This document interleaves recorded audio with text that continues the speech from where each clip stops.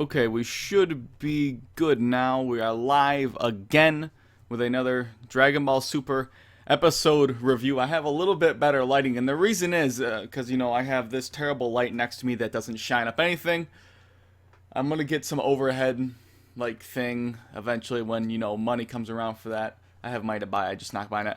I have Xenoverse 2 just opened up, and it's super bright on my TV, so it's just flashing back at me. But let's get into this episode review. Episode 62. I have my crazy title here for my review, but episode 62, Trunks' Super Trunks form, I guess is what it's called, right?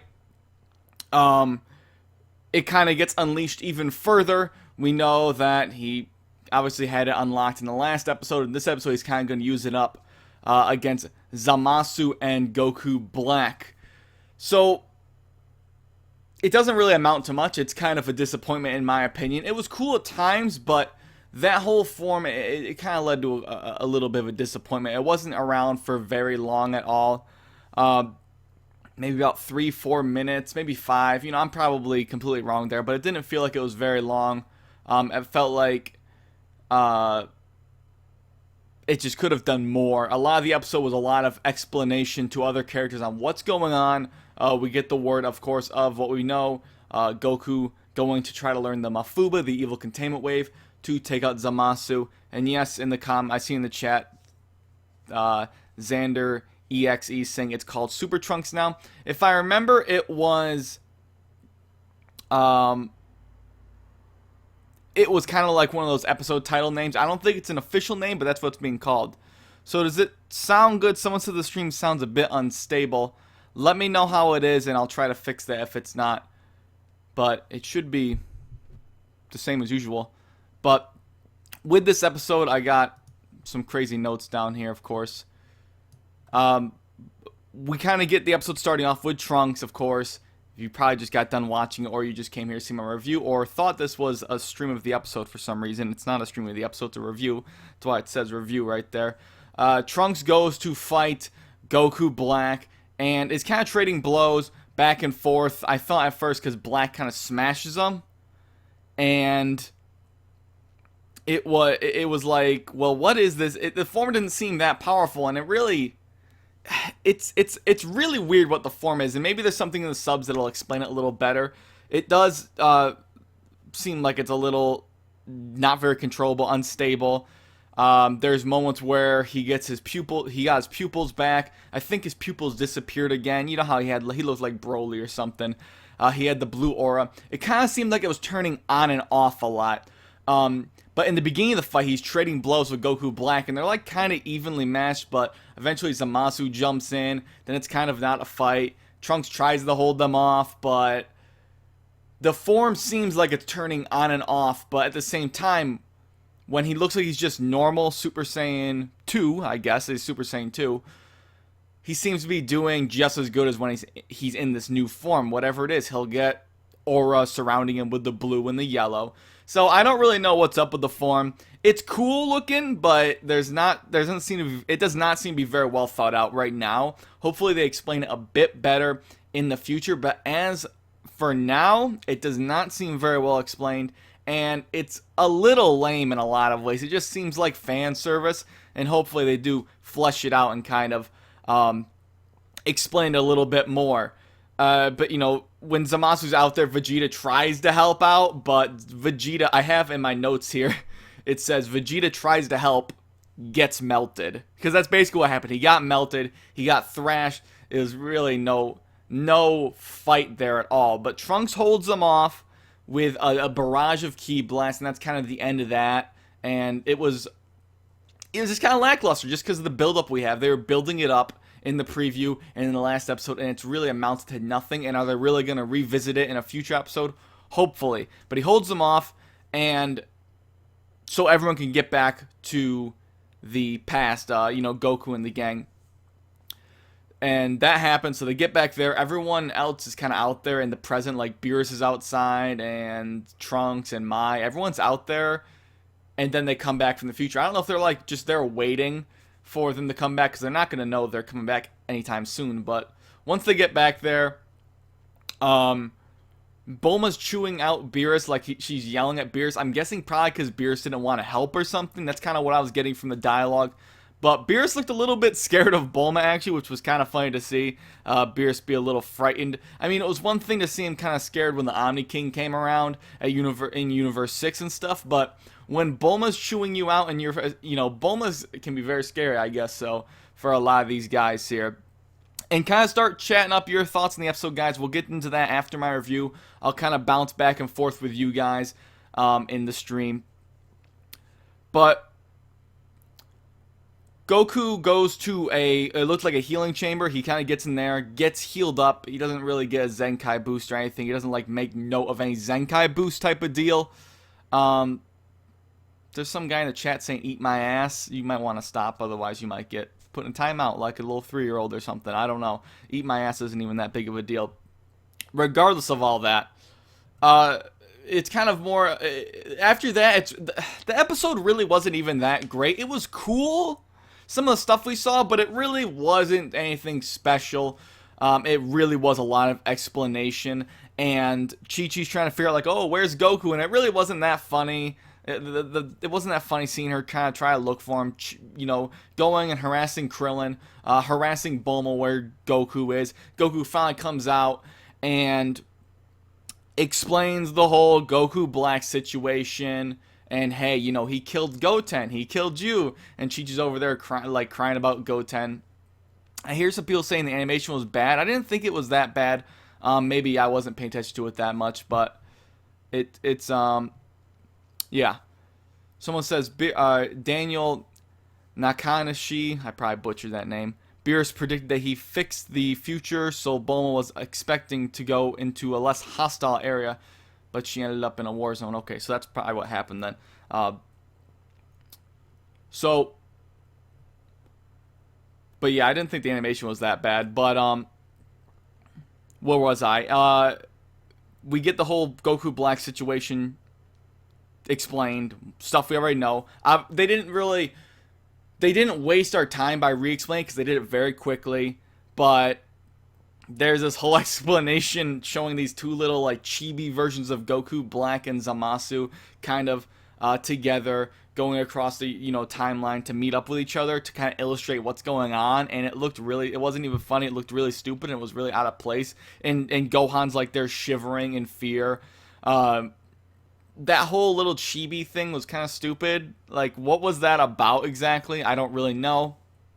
But obviously, as we know, Zamasu gets explained to the cast, everyone there at the house.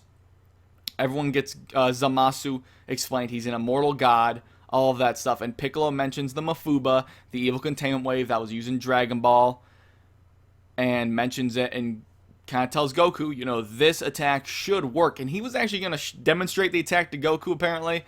And Goku just left him and went to Master Roshi's to learn the attack. And did it on Turtle. He used the Turtle to do it. And now he can't really be contained in a jar, but he's using it to, like, kind of manipulate him and kind of throw him around, see how accurate he can get it into a jar. But the theory is, as long as the seal of whatever you're putting the evil being into is not broken, they should be trapped forever. So he fails like a million times trying to get the turtle into the jar, but he eventually does. But aside from that, I mean, it really is a hard episode to talk about, I feel, because a lot of the stuff that is in the episode is a lot of stuff that we already know. It's a lot of retreading of old stuff, a lot of story being regurgitated back at us that we already know. There's not a whole lot new here, especially since we already know a lot of stuff from the spoilers. We know the Mafuba was coming back. If I didn't know that, I could have talked about that for like another 10 minutes, but I've already talked about that so extensively that there isn't a whole lot to really say. But one thing I thought was really interesting, I think I might have mentioned this offhand either in a Q&A or in a discussion or in a review. Beerus says to Gowasu, because he's up at the Kai's, the Kai planet for Gowasu, and Gowasu's explaining, oh, this is all my fault, I'm the one that made Zamasu my apprentice. Beerus says, I could destroy the future Zamasu, but it goes against the time travel laws, it's a taboo of the gods, I can't time travel. And I can only imagine, he knows he's immortal, right? So I kind of theorized before, like, because Beerus had that thing where he looked like he has the ability to destroy things by like a touch. You know, he'll like dissolve objects just like he did with the present day Zamasu. Not even just going off of his power, just in pure strength. I feel like he has the ability to tap something and just destroy it. So can he do that with the Immortal One as well? He seems to imply that he can. So it's interesting to look at it that way. But really, there isn't a whole lot in this episode to really do anything. Daniel here again says, the more powerful the enemy is compared to the user, the more draining the technique is for the user. So I do not think that's going to work. See, my knowledge on a lot of the Dragon Ball stuff is heavily like washed out. I need to go. I'm gonna go look back at the manga. I have it all on DVD here, but it's way better to just go refresh it with the manga. I'll be honest, I'm very rusty on it. I'm not gonna lie to you guys. I've been focusing way too much on Dragon Ball Z and Super and even GT to an extent. So a lot of my Dragon Ball is quite frankly very rusty, and I do need to, especially for this channel, go back and look at a lot of that stuff, because I've made mistakes about stuff in Dragon Ball in the past, and that's not okay. But yeah, I mean, to me, and I've had people, argue with me, it seems like Zamasu's way stronger than Goku and Vegeta are together. So, well, not combined, whatever that is. But, obviously individually, it seems like Zamasu is in fact more powerful. So I see what you mean. It's not going to work. But I think they're really going to use they're really using this form with a lot of, they're not looking at it. They're taking a lot of liberties is what I'm trying to say, I think, is what's going to happen. They're going to ignore a lot of things here.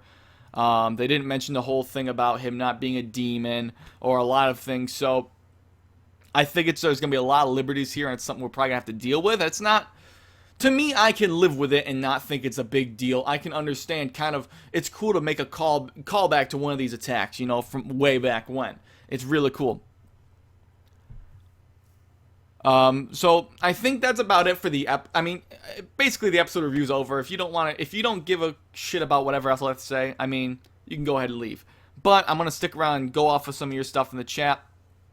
But the episode overall, like I said, it was good. It wasn't anything special. It was enjoyable for some of the stuff we had. The Future Strong stuff was really disappointing. In my opinion, it could have been better. Don't get me wrong, it was still cool. But it was disappointing. There could have been more to it, and it seems like they just kind of were like, hey, we don't really need to stick this around. I shouldn't be surprised. It was in the episode for so little of time, because this has happened in the past with the series, so I don't really know. Vegeta or Gogeta, I like Vegito better, but that's nothing to do with the episode. Unless they're going to fuse. Piccolo isn't a demon either. He's a slugman. Yeah, I understand that. But the thing is, I mentioned this before in like discussions and reviews. The thing is that it is an attack used on demons, right? But what I'm saying is they should have mentioned something about demons. And I understand Piccolo's not a demon. He's a Namekian. Demon, I kind of theorize, is just something that is used to describe a very, very evil being. But I still think they should have touched upon it. Kind of like how humans use like to a lot of different species. Demons probably a very similar way. So, let's see here. Can Beerus really beat Future Zamasu in your opinion? I think that if he's aware of the immortality thing, if he says he can beat him, then he probably can. He'll just, boom, you're done, destroyed, erased from existence. It sounds crazy, but I think I just have a hunch that it might work, honestly. One thing I thought of, which was very weird, I think I talked about this before, and I know people have mentioned this before. Where was Whis when Zamasu and Black were off destroying all the gods and all the universes? Like, where was Whis? There's no way that either of them are stronger than Whis, and even though Whis wouldn't be able to kill Zamasu, what are they going to do to Whis, right? So I think that's kind of a little plot hole there. It was really weird. But Beerus and Whis are going to go to the future. That's a good reason for Black and Zamasu fusion. Possibly. It could be the reason that they might possibly fuse. So we'll have to see about that. But it's all a big question. It's all really iffy, Hey Josh and everyone, where does Dragon Ball Super go after this arc? I think after this arc, a good place to take it is take a little break. Of course, for a few episodes, we need that every arc. Um, I think that the big omniversal tournament that we've been teased, I think, is very soon. If it's not the one if it's not this arc coming up, then it's the one after it. It's got to be pretty soon. We're getting at least 75 episodes of Dragon Ball Super. I remember that. But there's gonna be more. Let's get real, guys. There's definitely gonna be more. Not a whole lot of questions here, guys, on the comments here. You're disappointing me, people. But then again, there's not a whole lot to really say that hasn't already been said, right?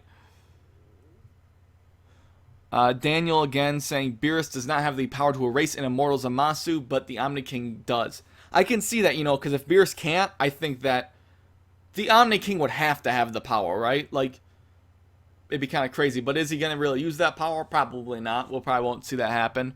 We still have that button that was never used yet that the Omni King gave him. But I bet you it'll be used after the arc is finished. It probably won't even be used during this arc. Do you think Dragon Ball Super will ever surpass GT? I think it's already better than GT ever since episode 28 and onward. It's been better than GT in my opinion. But I don't hate GT at all. So, was Super Trunks explained, which, aka his new form? Not really from what I could gather. I couldn't see an explanation of it. Maybe in the actual subversion there will be, but from what Herms was saying, I didn't see any explanation of the form really. It's so far it looks like it's just a power up. I'm very interested in what the blue aura is. It's obviously some sort of godly thing. So it's very questionable really what's going on there, isn't it? What do you think about Trunks' new transformation? Or what do you think Trunks' transformation is? He seems a bit more control. He seems to have a bit more control of it than people suspected he would. Also, sorry if this has already been asked. It hasn't really been asked specifically like this. I think that he does have more control than what you would think from the way he powered up. But it still seemed unstable. It seemed like he was going in and out of the form. And this is what I was gathering. Or maybe when his pupils came back, he has pupils back.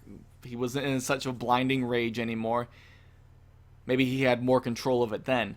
What is it? I feel like it is some weird prelude or, some preview of like a god form he's going to get. Some sort of prelude for it. Is that the right use of prelude? I don't ever use that word. It's like prelude. That's fine. That's a fine terminology for that. It's the starting point, I feel like, of a god tier form. Is it Super Saiyan Blue? I don't know. Why would it be achieved through these means? It seems weird of how it's achieved like this. The gaming Leme Poo N says, I think Trunks' form is a Super Saiyan 2 with uncontrolled God Ki. It definitely looks like it's Super Saiyan 2, right? It definitely does. But yeah, there's got to be some sort of God connection to it. I see some more people saying bad animation. I don't think the animation was. I have to go look back at it, but I really don't think the animation was bad. Honestly, I'm not getting that from this episode really.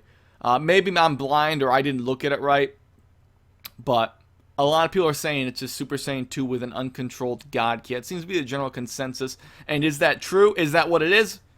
Probably not, guys. They're probably gonna go do some BS thing on us, real quick. My webcam is like, no. It's like messed up here. I apologize if it was too low.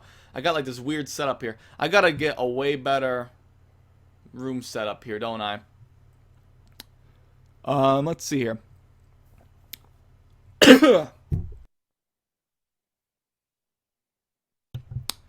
Excuse me. I died. I choked on a hair during a live video. You can't edit that out. Who's your favorite Dragon Ball villain? My favorite Dragon Ball villain would be Cell. That hair really killed me. There's no getting out of that. You guys saw the whole thing. There's absolutely no getting out of that. Had to make sure I unmute my mic. I bet you these live streams probably look absolutely terrible for any new person that comes to the channel and is like, oh, this guy uploaded a Dragon Ball Super review. I watched the first 11 minutes, which was probably terrible. The review's done. I'll see what else he does. Oh, he's an idiot. Thanks.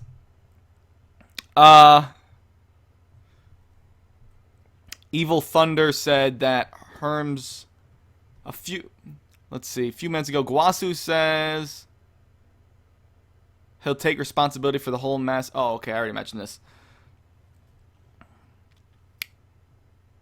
But I mean, he really shouldn't take responsibility because how could he ever know, right? Did I say who my favorite villain was? It's Cell.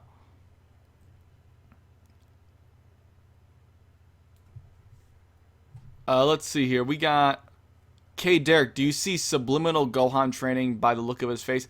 I think that there's some regret that he's like not there to help. That he's like, oh, I didn't even offer Trunks help, or I didn't even suspect anything really was wrong, or that I could really do anything. I think the fact that they even reintroduced it, they brought Gohan back in this episode because he hasn't really been around, right? I think that there's still something there for Gohan. What it's going to be, I don't know. Gohan's character isn't. It still is someone that does want to be more of a scholar, but he has this inner conflict to want to protect his family, but knowing that it's going to be pretty damn hard, especially at this point, for him to be strong enough to help out and stack up to Goku and Vegeta and to really be a real help. Piccolo doesn't even help out anymore. He's not really concerned with that. Yes, he went to the tournament, but Gohan, I feel like, does have some inner conflict, but as to where it's going to lead, I'm not sure. We still know he did start training with Piccolo a while ago, so it's all up in the air. It really is. Evil Thunder says False Super Saiyan Blue is probably the best name for Trunks' new form. It's definitely something cool, but is that what the form is? I don't know. The blue aura thing's kind of like a dead giveaway. Like, why else would they have that there? It might be there for some other reason, but we're going to have to wait and see, and hopefully it's explained. Daniel again. Daniel's the one that's giving up. Okay, he's giving off the good chat here. Granted, there's not a whole lot to really say. I'm probably gonna end this off very soon, so it doesn't waste any more of your time. I am going to be. I have Xenoverse running right now. I'm in the open lobby. I will be streaming Xenoverse very soon. Well, probably after like 10 or so. So about an hour, I'll be streaming Xenoverse if the servers are still up. So stay tuned for that. Or it'll be on my channel later on. But Daniel says, I do not think that the Omni King is that I'm assuming he meant powerful. That powerful, they're actually using Egyptian themes. So it might be that he has no actual power, but they just make him seem so strong so he can rule. It might be possible. Who's building him up to that level, I'm not sure. Because even when he looked at his attendants, his guards, which, whether they know he's going to be strong or not, he turned to them and says, I'll destroy you guys, when they were like getting too close to Goku or whatever. So it's interesting. That's an interesting way to think of it. I still feel like there is maybe someone else up ahead of him. One more person, one more tier above. Because he's like a little kid, basically what he is. So I don't really know. Jesse Griffin, it seems like rage boosts are becoming a thing now.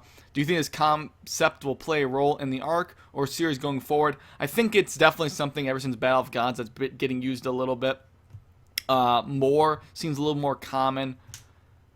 Seems a little more plot.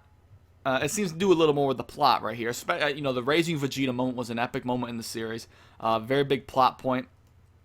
It was not really even that big of a plot point, but this specifically, this is purely done by a rage boost sort of thing. Has he really been trained to do some god form? I don't really know. Like, where does it come from? Is it really purely rage? It's anyone's guess. But I think that there might be a turning point in the series where they're going to be doing, maybe for some of the weaker characters, maybe they will have them get some sort of weird, stupid boost. Probably not, but I think that it is obvious that the rage boosts are playing a pretty big role at times when they do occur here. So, but Dragon Ball's always really had that, so it's nothing new, but it's cool to see them always reoccurring, as long as they're not overdone. But let's see here. It looks like we probably got about everything here. Yeah, it looks like we pretty much covered about everything, guys. I think this is a good spot to end it off on. Not really a whole lot else to say. I don't want to waste any more of your time, so it's probably a good spot. So, I guess other than that, I'd like to thank you guys for watching this video. If you want to see my Xenoverse stream, I'll schedule and you'll know exactly when it's going down. But other than that, guys, I'd like to thank you guys for watching this video. Thanks again for joining me in another stream. Let me know in the chat right now as I'm leaving how the quality was. It's appreciated just to keep it up to date on how it's running. But other than that, guys, I'd thank you guys for watching the stream. Give me your thoughts on the episode down below or your comments if you're watching this after. Other than that, I'll catch you guys later. And this is probably going to cut off early on me, but quite frankly, it's just how it is.